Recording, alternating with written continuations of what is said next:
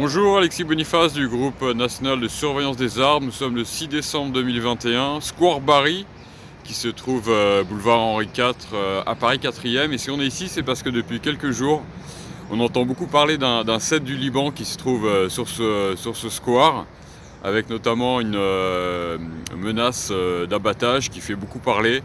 Donc on s'est déplacé avec Louis Valin, qui est de l'association Arbre et expert arboriste pour le GNSA, et il va nous dire ce qu'il pense de cet arbre. C'est un beau sujet, c'est vraiment un très très beau sujet.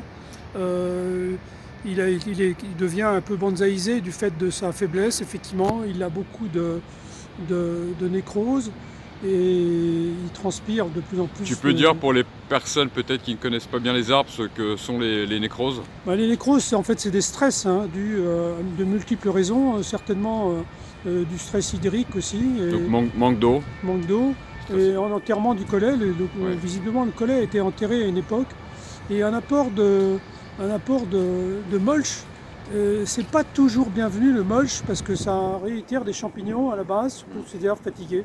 Au sol, le mulch, c'est ce qu'on a au sol. Et c'est un arbre qui est largement enterré. Tu peux dire ce que c'est que le mulch pour ceux qui nous regardent? Le mulch, c'est du broyage de branches en fait, du broyage de branches que l'on met au pied. Alors c'est divers branches, divers broyages.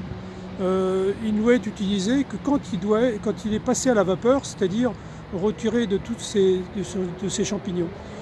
Alors que là, visiblement, il a été broyé directement au pied de la branche qui est tombée. Et ça a du coup accentué le risque de multiplication de champignons lignivores.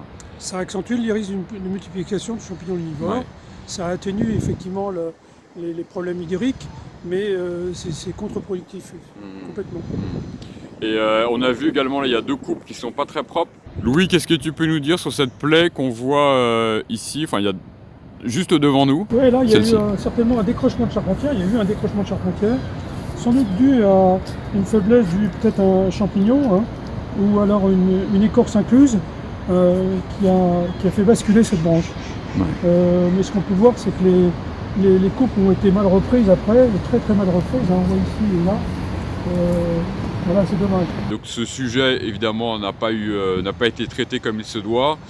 Vous voyez beaucoup de... Tu peux nous parler, oui, du coup, des coulées de sève qu'on voit un peu partout. C'est lié à justement ce stress hydrique. Oui, c'est lié au stress hydrique, ça peut être lié aussi à des champignons. La sève circule mal, donc elle ressort par l'écorce de façon là assez impressionnante. Malgré tout, sa tenue mécanique, à mon avis, est encore bonne. Il mérite, c'est un arbre, on pourra en parler, mais il mériterait quand même d'avoir des travaux pour être maintenu sur place encore un nombre d'années incertain, c'est sûr.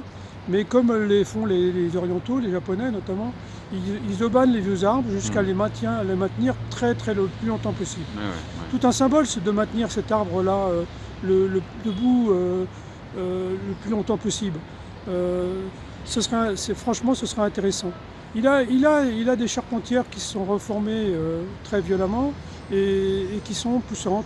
Donc il faudrait maintenir tout ça et expliquer au public que cet arbre est maintenu en sécurité par des haubanages ou des haubans au sol, des jambes au sol. Et des étais pour supporter. Des étais, absolument, comme on voit beaucoup dans les pays orientaux.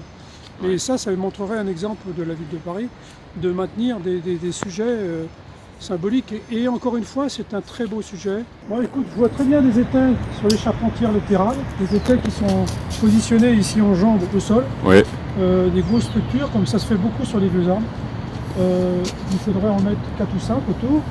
Et une explication d'arbre qui est maintenu le plus longtemps possible, parce que c'est tout un symbole, effectivement. Oui, comme on le dit, comme on l'a déjà lu pas mal, c'est évidemment un arbre qui symbolise l'amitié entre la France et le Liban et entre Paris et Beyrouth. Et donc c'est pour ça qu'il est cher au cœur des Libanais, cet arbre, et c'est aussi une des raisons pour lesquelles ils souhaitent vraiment le conserver le plus possible.